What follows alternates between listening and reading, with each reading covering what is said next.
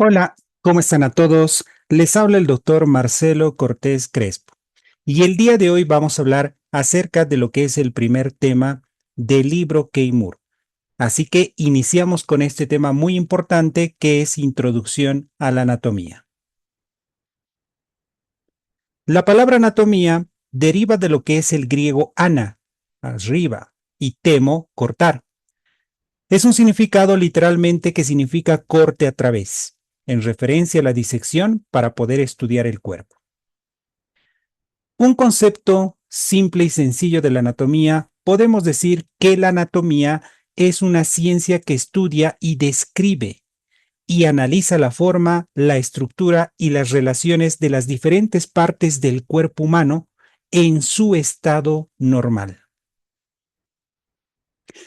La anatomía se divide en dos. Anatomía microscópica es aquel que se utiliza un microscopio en el cual podemos ver células o tejidos que pueden ser vivos o pueden estar fijados. Es decir, que la anatomía microscópica necesita de un microscopio. En cambio, que la anatomía macroscópica, que es algo más grande, se clasifica en tres tipos de anatomías. Anatomía por regiones o topográfica, anatomía por sistemas y anatomía por aplicación clínica. Empecemos por el primero. Anatomía por regiones o topográfica. Se denomina anatomía por regiones o topográfica a los segmentos o partes del cuerpo, como ser, en este caso, la cabeza, el cuello, el tronco, y el tronco se clasifica en tórax, abdomen, pelvis, periné, y por la parte de atrás en dorso. Eso se denomina tronco. Y finalmente tenemos las extremidades superiores y las extremidades inferiores. Entonces, la anatomía por regiones o topográfica, repito, es aquel que estudia segmentos y partes del cuerpo.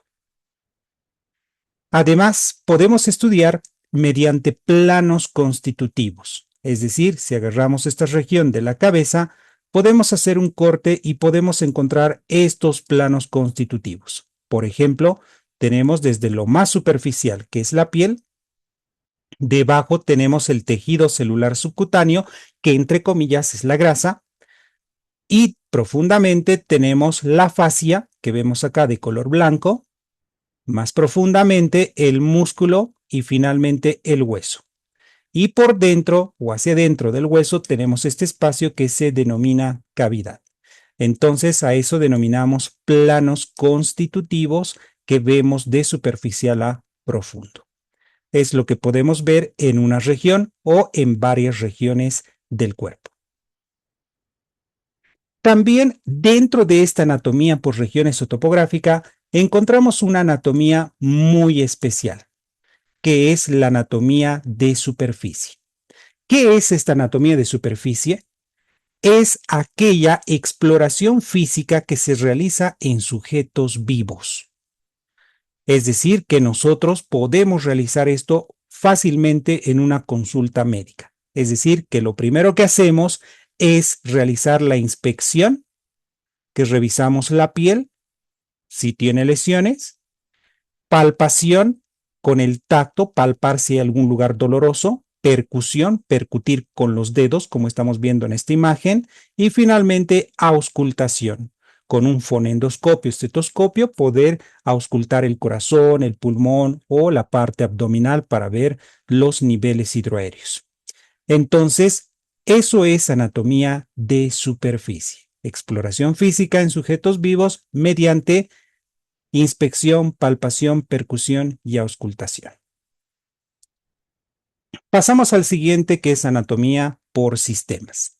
Esta anatomía por sistemas es aquel que se encarga de estudiar todos los sistemas del cuerpo humano. Por ejemplo, el sistema tegumentario es aquel que se encarga de lo que es la piel, las uñas, las glándulas sebáceas, glándulas sudoríparas. El sistema esquelético es aquel que se encarga del hueso y que está acompañado de cartílago. El sistema articular, que se encarga del estudio de las articulaciones y los ligamentos que permiten un movimiento. El sistema muscular es aquel que se encarga del estudio de los tres tipos de músculo: músculo esquelético estriado, músculo liso y músculo estriado cardíaco. También el sistema nervioso es aquel que estudia al tejido nervioso, es decir, que este sistema nervioso es aquel que se clasifica en sistema nervioso central, sistema nervioso periférico, sistema nervioso somático y sistema nervioso autónomo, es decir, que hay una subclasificación del sistema nervioso, en el cual solamente vamos a mencionar por el momento sistema nervioso central, aquel que está conformado por el cerebro y por la médula espinal, que está dentro de la columna vertebral. El sistema nervioso periférico es aquel que del sistema nervioso central salen sus ramas, sus nervios, y se denominan nervios periféricos o llamado sistema nervioso periférico. Bien, que este también está conformado por nervios y ganglios que pueden controlar el entorno. Podemos decir, pueden formar también ganglios y también pueden formar pares craneales. Luego tenemos el sistema circulatorio, que se encarga del aparato cardiovascular, sobre todo, ¿sí? Y también acompañado del sistema linfático. El sistema linfático principalmente tiene una función esencial de extraer excesos de líquido y llevarlos al torrente sanguíneo. También no se olviden que el sistema linfático es parte del sistema inmunológico. Luego tenemos al sistema digestivo, que es aquel que transporta los alimentos desde la boca hacia el ano. El sistema respiratorio, que es aquel que controla nuestra respiración a través de las vías respiratorias, sobre todo por la parte de las fosas nasales, la tráquea, es decir, fosas nasales, puede ir hacia la parte de la nasofaringe, hacia la laringe, tráquea y llegar a los bronquios y pulmones, ¿no? El sistema urinario es aquel que depura, en este caso, la orina que excreta en este caso de los riñones hacia la parte de los uréteres, hacia la parte de la vejiga y finalmente hacia la uretra. Luego, el sistema endocrino, que es bien importante, es aquel que estudia las glándulas y las hormonas, es decir, glándulas que encontramos en el cuerpo que producen hormonas, ¿no? Tenemos ejemplo, la glándula tiroides, por ejemplo. Aquí lo tenemos, el timo puede estar en el mediastino, el páncreas, las glándulas suprarrenales. Entonces son glándulas que se encargan de la producción de hormonas, ¿no? El sistema endocrino. Y finalmente el sistema reproductor, que es aquel que se encarga de las gónadas o los genitales femeninos y genitales masculinos. Entonces todos estos están enumerados, que son todos los sistemas de la anatomía.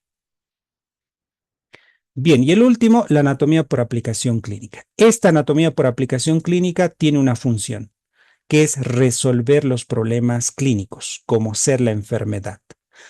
Para poder resolver la enfermedad, se apoya en lo que es la anatomía de superficie, más la anatomía por sistemas, más un método de diagnóstico, como puede ser una radiografía, una ecografía, una tomografía, una endoscopía o una resonancia magnética. Es decir, anatomía de superficie más anatomía por sistemas más un método de diagnóstico, nosotros podemos resolver los problemas clínicos, como ser la enfermedad. Podemos resolver y de esa forma podemos dar algún tratamiento para poder resolver esa enfermedad. Bien, vamos a hablar de algunos términos también en este tema, terminología anatómica. Esto generalmente, terminología anatómica se refiere a que utilizamos, qué tipo de terminología utilizamos a nivel mundial, universal, en el mundo, ¿no? ¿Qué tipo de idioma podemos utilizar que es considerado para la anatomía? Es el latín. Por ejemplo, hay palabras en algunos libros en latín que están escritos como músculos deltoideus. Hay otra terminología en inglés, deltoid muscle, y también otra que es aceptada otro idioma es el español. O sea que hay 3 tipos de idiomas que son aceptados como terminología anatómica a nivel mundial.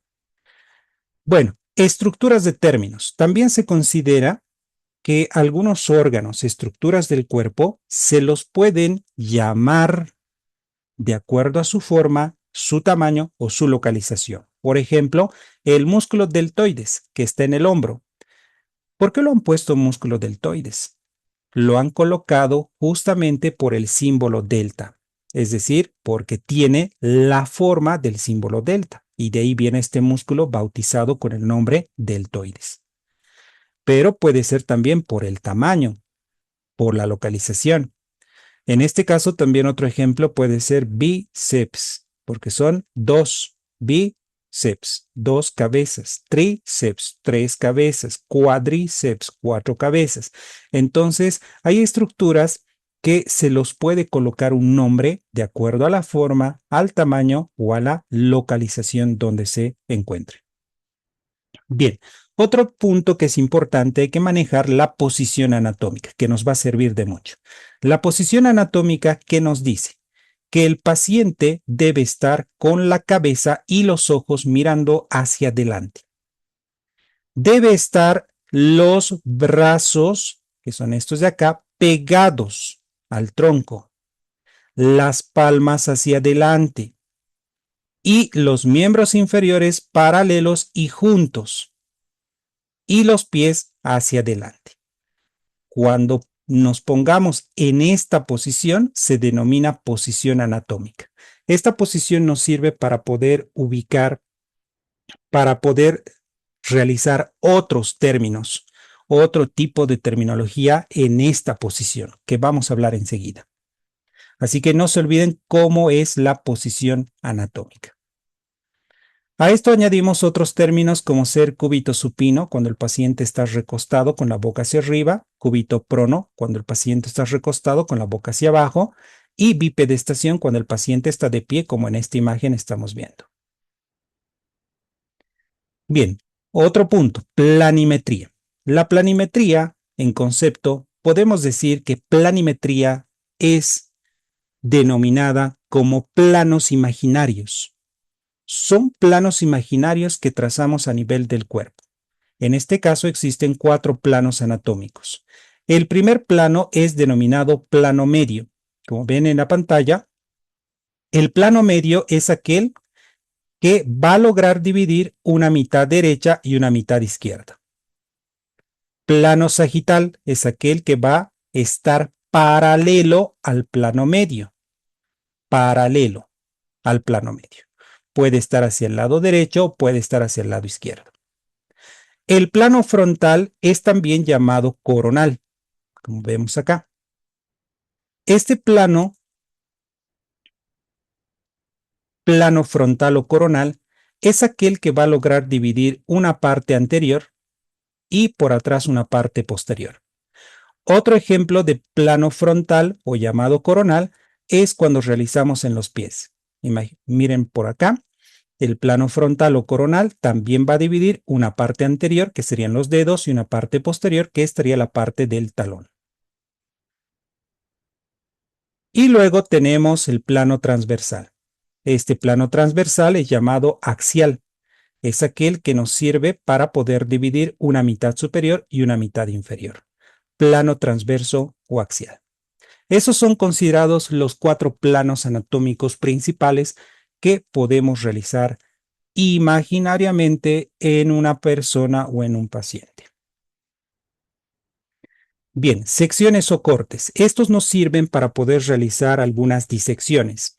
Por ejemplo, podemos decir realizar un corte longitudinal en este sentido, sentido vertical, realizar un corte transversal en este sentido y realizar un corte oblicuo en este otro sentido. Entonces son 3 tipos clásicos de secciones o cortes que se pueden realizar en una disección. Bien, ahora nos vamos a lo más importante, que son los términos de relación y comparación. Los términos de relación y comparación se refieren a que cuando la persona está en posición anatómica, como pueden ver en la imagen, se pueden ejecutar estos términos de relación y comparación. Por ejemplo, si vemos en la pantalla, ¿cuáles son los términos de relación y comparación? Superior, inferior, anterior, posterior, medial, lateral, proximal, distal. Empecemos. Superior o llamado craneal porque está hacia arriba. Pero ¿cuál es nuestro punto para decir superior o inferior? Nuestro principal punto es el ombligo. El ombligo, por encima del ombligo, hacia la cabeza, es superior o llamado craneal. Debajo del ombligo es denominado inferior o llamado caudal, porque está hacia los pies. ¿Qué es anterior y posterior? Bien, anterior, como vemos, es todo lo que está hacia adelante, ¿sí? A eso denominamos. Lo más próximo, lo que está más próximo al frente, ¿sí? Y como punto de referencia de anterior podemos ver la parte rostral y la parte ventral donde está el ombligo, anterior. Y lo que está detrás se denomina posterior o denominado dorsal. Luego, medial y lateral. Medial significa que está más próximo hacia la línea media, al plano medio. Lateral, más alejado del plano lateral. ¿Sí? Entonces, medial, próximo a la línea media y lateral, alejado de la línea media. Proximal y distal. Proximal, como punto de referencia, utilizamos el tronco, como vemos acá, el tronco. ¿Qué quiere decir proximal? Que está lo más próximo al tronco. Distal, lo más alejado del tronco. Entonces, dos términos que también son importantes. Repito, proximal, próximo al tronco, distal, alejado del tronco. Bien, esos son los principales términos de relación y comparación. También podemos añadir ahí algunos pequeños conceptos, como ser, por ejemplo, la parte de palma. Vemos en la mano la palma y lo contrario o por detrás de la palma se denomina el dorso. En la parte de los pies, de igual forma, esta es la planta del pie y en el lado opuesto, esto sería el dorso del pie. Bien, esos son términos de relación y comparación. Términos de lateralidad. Unilateral significa un solo lado. Ejemplo, tenemos el vaso y podemos encontrar muchos más órganos de unilateral. Puede ser el estómago unilateral, puede ser el páncreas unilateral, el hígado también lo consideran. Bilateral, dos lados. Pueden ser, en este caso, los dos riñones o los dos pulmones. Y tenemos más ejemplos, obviamente. Ipsolateral. Ocurre en el mismo lado del cuerpo. Puede ser el dedo pulgar y el dedo gordo del pie. O caso contrario, también pueden ser ipsolateral, dedos de la mano, dedos del pie. Contralateral significa el lado opuesto al cuerpo. Puede ser mano derecha, mano izquierda. Pie derecho, pie izquierdo. Es decir, lado opuesto y eso se denomina contralateral. Esos son los 4 términos que manejamos como términos de lateralidad. Y nos vamos, por último, para concluir, esto que se denomina términos de movimiento. Los términos de movimiento son aproximadamente como 20 y vamos a irlo viendo. El primero es flexión y extensión. Flexión. Como podemos ver en esta imagen, flexión significa doblar o disminuir el ángulo entre dos huesos o partes del cuerpo. ¿Sí? Entonces, ¿qué es flexión? Disminuir el ángulo entre dos huesos o partes del cuerpo. Eso es flexión. Extensión. Enderezar, aumentar el ángulo entre dos huesos o partes del cuerpo. Tenemos muchos ejemplos de flexión y extensión, ¿no? Flexión, extensión. Flexión con los dedos, extensión con los dedos. También flexión del tronco hacia adelante y extensión hacia atrás del tronco. Flexión lateral hacia el lado derecho, flexión lateral hacia el lado izquierdo. Flexión dorsal y flexión plantar. Son muchos ejemplos que podemos mencionar. Y ahí podemos ver claramente un tipo de flexión y extensión. Bueno, luego añadimos la parte más aguda, disminuir, menor ángulo más de lo normal. Y a eso denominamos dorsiflexión. Mayor angulación más de lo normal, a eso denominamos hiperextensión. Es decir, a la flexión le aumentamos más de lo normal y a la extensión le aumentamos más de lo normal. Y eso se denomina esos conceptos dorsiflexión, hiperextensión. Bien, otro movimiento. Aducción, movimiento hacia adentro. Como vemos, el dedo pulgar hacia adentro, aducción. Si sale el dedo pulgar hacia afuera, abducción. De igual forma, si hago el movimiento del miembro superior hacia afuera, es abducción.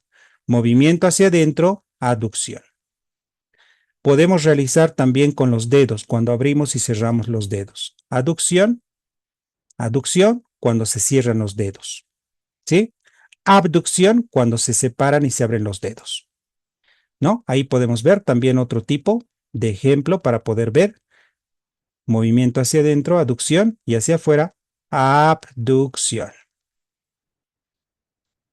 Circunducción son movimientos circulares, donde se ejecutan a la vez 4 movimientos más, como ser flexión, extensión, aducción y abducción. Circunducción, repito, movimientos circulares que podemos realizar con los miembros inferiores o con los miembros superiores. Movimientos circulares. Y al hacer este movimiento circular, se están ejecutando 4 movimientos más, como flexión, extensión, aducción y abducción. No se olviden. Rotación. Rotación es aquel movimiento que gira sobre su propio eje. Como podemos ver acá, el fémur, este fémur dentro del acetábulo está rotando sobre su propio eje. Puede haber rotación, rotación como ven acá, rotación externa hacia afuera o rotación interna hacia adentro. Rotación del cuello y la cabeza también, que es algo muy clásico. Rotación al lado derecho, rotación al lado izquierdo. Eversión e inversión. Eversión. ¿Qué es eversión? Cuando la planta del pie va hacia afuera. Inversión cuando la planta del pie va hacia adentro. ¿No? Ahí tenemos el claro ejemplo. Muy bien. Eversión, inversión. Eversión, planta hacia afuera. Inversión, planta del pie hacia adentro. Protrusión, mandíbula hacia adelante. Retrusión, mandíbula hacia atrás. Ahí tenemos protrusión, retrusión. Ese movimiento generalmente ejecutamos cuando realizamos alguna masticación, ¿no? Y ahí se produce un movimiento de la articulación temporomandibular. Oposición y reposición. Oposición, generalmente todo tiene que intervenir con el dedo pulgar. Cuando el dedo pulgar puede tocar el dedo índice, el dedo medio, el dedo anular o el dedo meñique. Generalmente oposición preferentemente utilizan entre el dedo pulgar y el dedo meñique cuando se unen. Oposición. Y cuando vuelven a su lugar de origen se denomina reposición. Ejemplos de oposición. Como les digo, el dedo pulgar puede unirse con el dedo índice, con el dedo medio, con el dedo anular o con el dedo meñique. Eso es oposición. En este caso, ejemplos de oposición que nos dan el libro puede ser cuando una persona quiere agarrar con el dedo índice y el dedo pulgar, puede agarrar una moneda, puede agarrar un botón y abotonarse, el botón de una camisa, puede agarrar una taza de té o de café. Ese es un ejemplo de oposición. Y reposición que vuelve a su posición normal. Elevación es elevar, ejemplo como en este caso los hombros, y depresión es descender, el descenso de los hombros. Elevación y depresión. Pronación, que es cuando la palma está hacia abajo, y supinación es cuando la palma está hacia arriba. pronación, supinación. Protracción, movimiento anterolateral de la escápula, y retracción, movimiento posteromedial de la escápula. Es decir, movimiento hacia adelante, protracción, y hacia atrás, retracción. Bien, aquí se los pongo un pequeño resumen de los 20 términos de movimiento. Esos son los 20 y ahí está lo que podemos ver, los términos y algunos conceptos en pequeñas palabras. Espero que les sirva y con esto hemos concluido nuestro tema de introducción a la anatomía. Gracias por su atención y hasta la próxima.